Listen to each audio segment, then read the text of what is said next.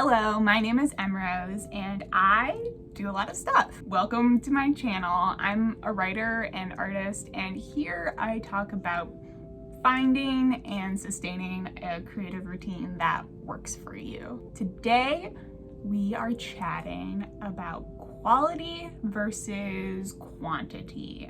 And quality versus quantity from the perspective of a creator. Do creators benefit from a quality-oriented perspective or a wow, I'm gonna mix up those words so much. Do we as creators benefit from a quantity-oriented perspective or a quality-oriented perspective when it comes to our own work? Is it a bit of both, or maybe neither of these perspectives are useful? I got interested in this because, as I said at the start of this video, I have been really branching out in my creative outlets lately and launching myself into so many disparate little projects here and there. I have kind of a maximalist thing going on in a couple of different aspects of my life. I'm writing, I'm revising, I'm making a ton of art, I'm working on my shop, I'm posting to Instagram 6 times a week, I'm recording and editing these videos, I'm sewing, I'm doing other fiber crafts on the side. Lots going on here. I kind of just jumped into all of my whims this year with the idea that producing a lot of work during this period of my life would be one of the most beneficial things when it comes to building my skills. But is that actually true? Now, this isn't an experiment video, it's more of a thought experiment. Just me sharing a lot of my questions lately and my perspectives, especially as somebody who has been very online, very into social media management. I used to be employed as a social media manager, and a lot of those skills have transferred to what I am doing now online as, my own person. The way social media operates and the way people gain fame or success on the internet really intersects with how creators are working these days, and that is something fairly inescapable. I don't think it's going away.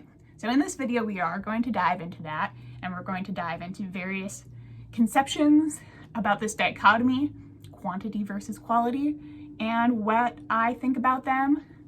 I'll have a lot of questions for you and what you think about them and how they fit into your creative process. And all right, let's get started.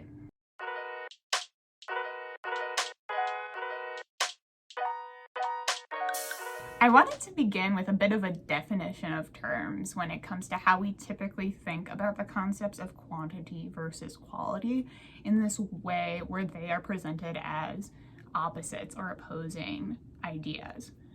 When we think about quantity, it's often with the idea that it's just a whole bunch of stuff for the sake of having stuff. It isn't polished, it's not always consistent or on message. It might even be not worthwhile whatsoever. It might be low quality to the point of being annoying. It could be quickly or carelessly made, or just sketchy, maybe an early stage of what will one day be a final product. Meanwhile, quality in this dichotomy embodies the opposite. It is very thoughtful, it's full of intention. There might not be a lot of it, but it's very polished and skillfully done. And there's this idea that a quality piece of content or a quality book, a quality piece of art has no mistakes, or at least if there are mistakes, they are not noticeable. So from a creative perspective, some examples of quantity without quality would be repeating the same idea over and over without really demonstrating any growth or development, just, doing the same thing again and again. Let me give you an example that I have done as a writer that I do think was detrimental to my creative process.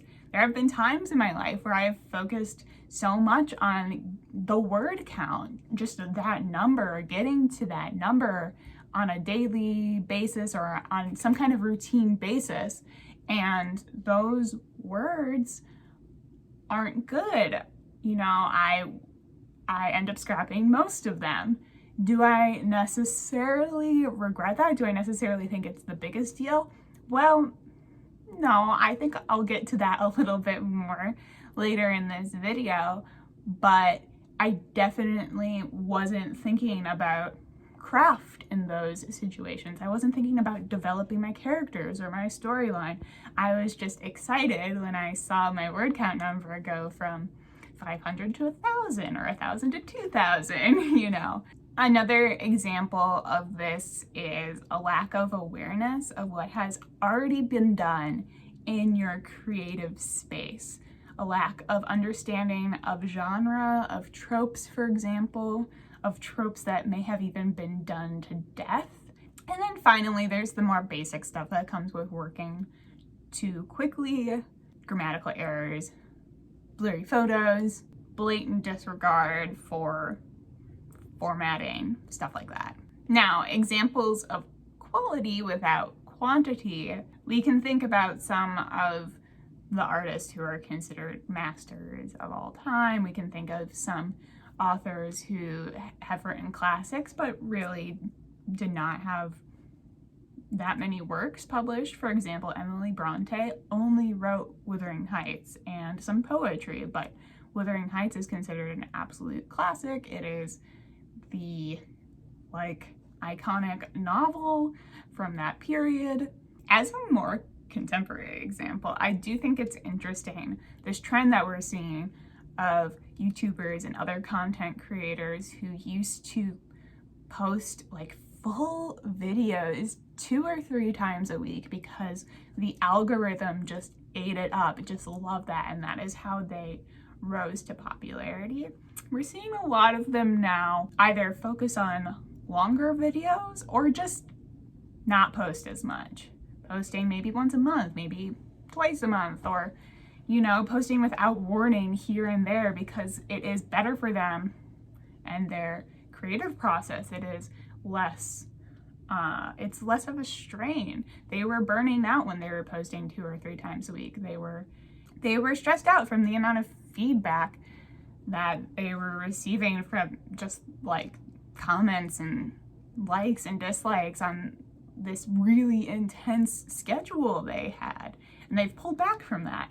And one reason they can do that is because many of them already have over 1 million subscribers. But I do think it's interesting, and I do think it's worth noting when it comes to thinking about what you as a creator can endure. Almost, it's a feat of endurance putting your work out in the world, and this aggressively quantity oriented perspective, this constant feeding of the algorithms, posting all the time, being very, very active is something that a lot of the artistic types are questioning now. And I think that's really worth noting. We're gonna go into that a little bit more too.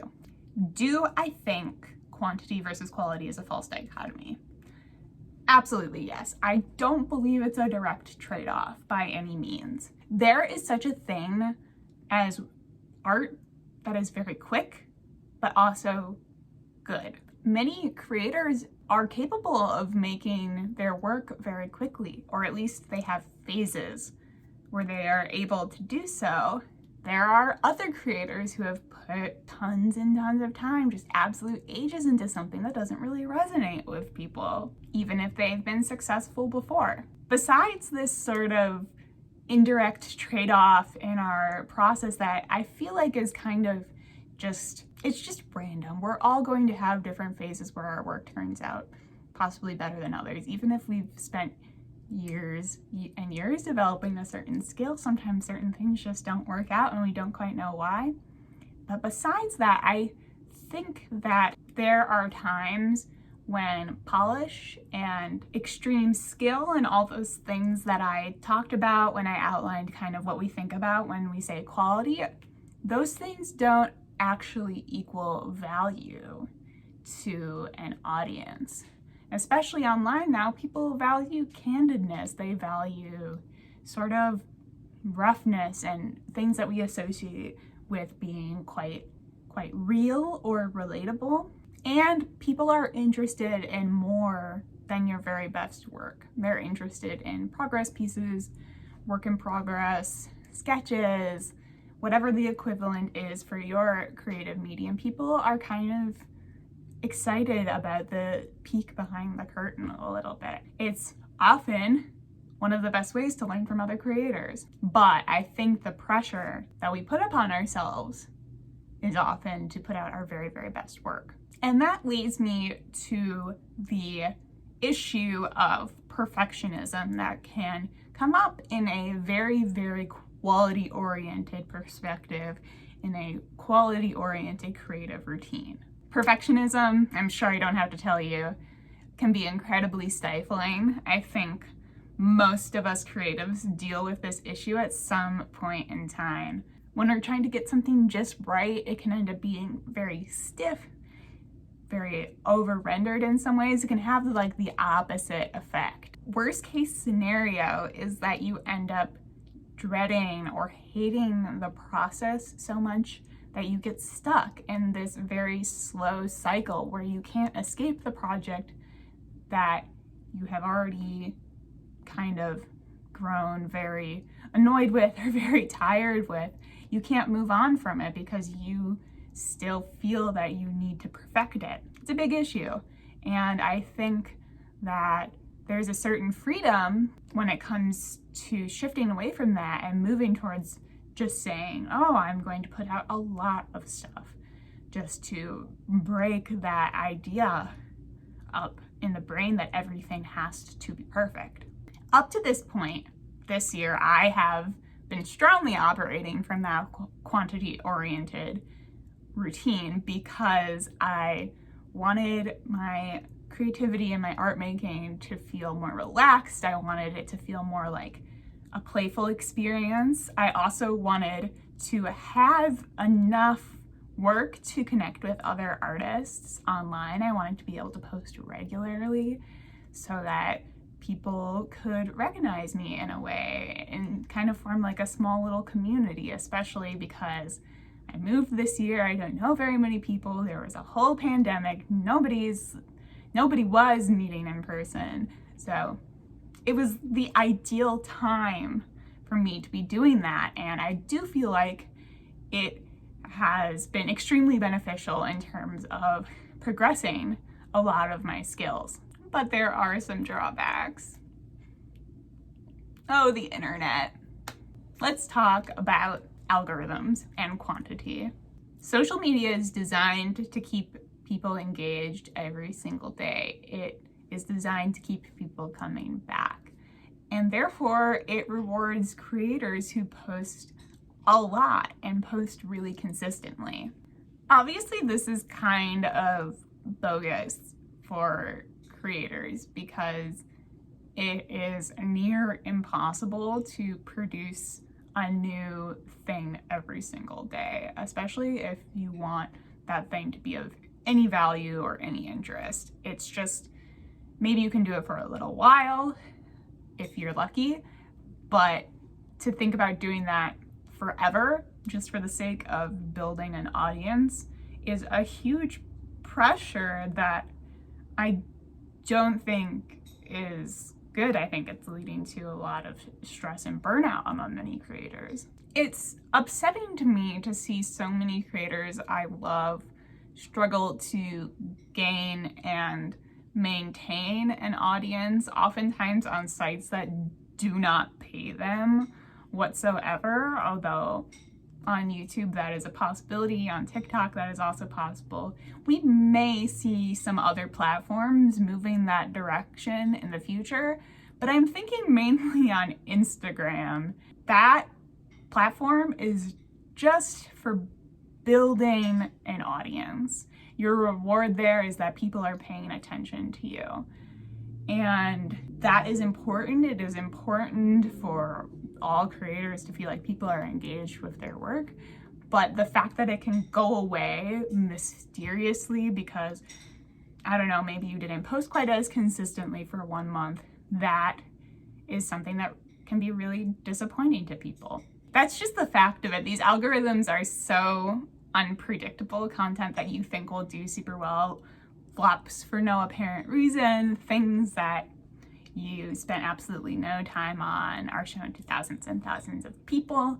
Not to get all like conspiracy minded, this is gonna sound like a little big brain, but in my research and in my time as a social media manager, I found that it is really in the best interest of these apps to keep creators guessing, to keep them on their toes, posting a lot, trying lots of different types of content, and moreover, spending a ton of time on the app.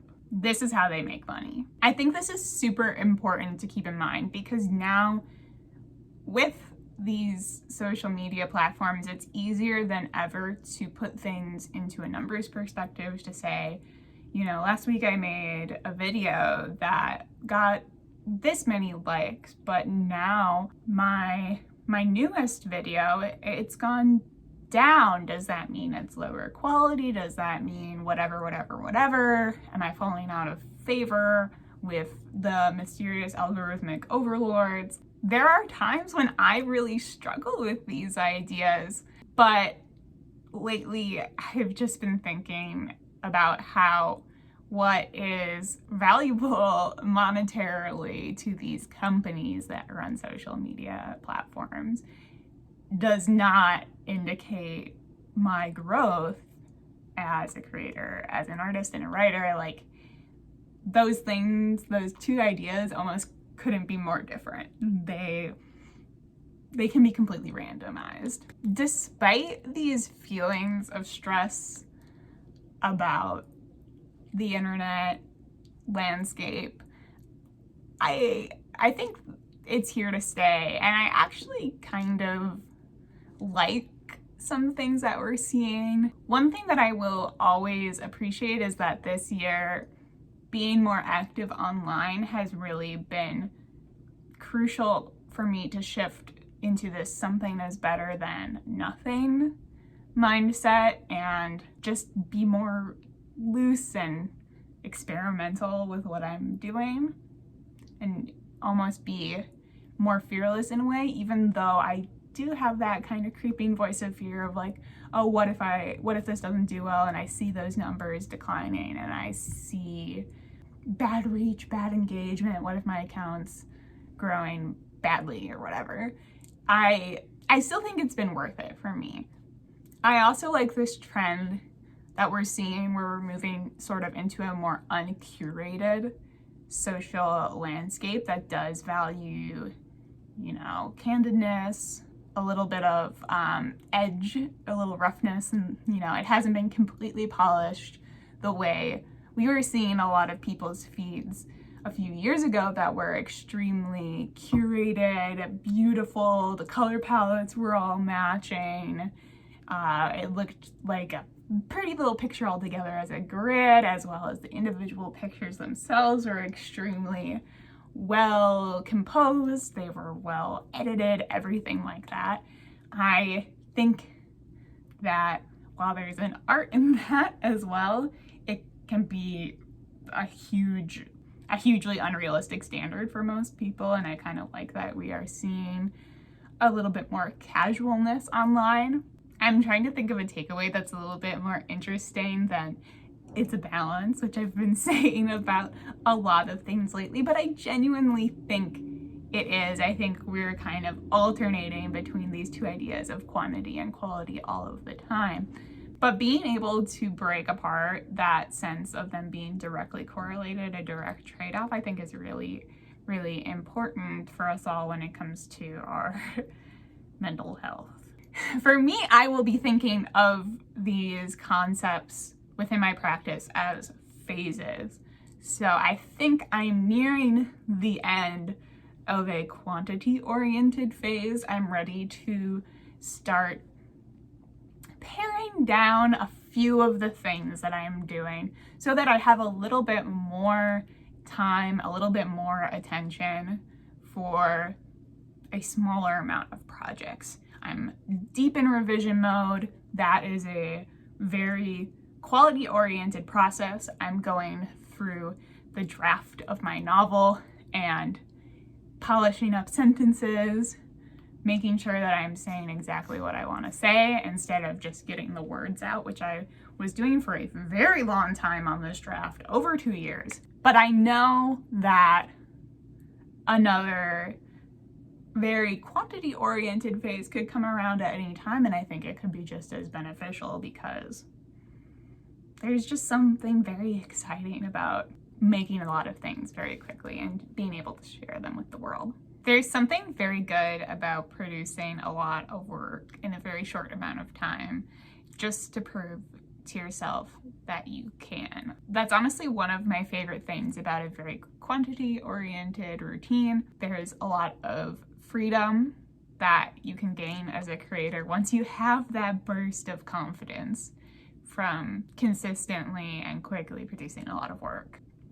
My question for you is, if you were to think about your creative routine in terms of these two phases, a quality phase or a quantity phase, how are you feeling right now? How is it going for you? Do you feel change coming around anytime soon? That's it for this video. Thanks for coming along with me for this chat. I hope you found some creative companionship here, or maybe even made something of your own while you were listening. You can follow me on Instagram, Twitter, and recently TikTok, although I'm posting the same stuff over there as I am on Instagram. I am at @MRoseErit. If you would like to see more from me, please like and subscribe this video. It really helps out the channel. I will be making more videos about developing our creative routines, especially in the future from the perspective of a person who has a chronic illness. That's me. Yes, I'll be talking a little bit more about that in the near future.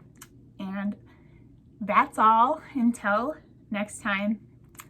This is Rose. Thanks so much. Bye-bye.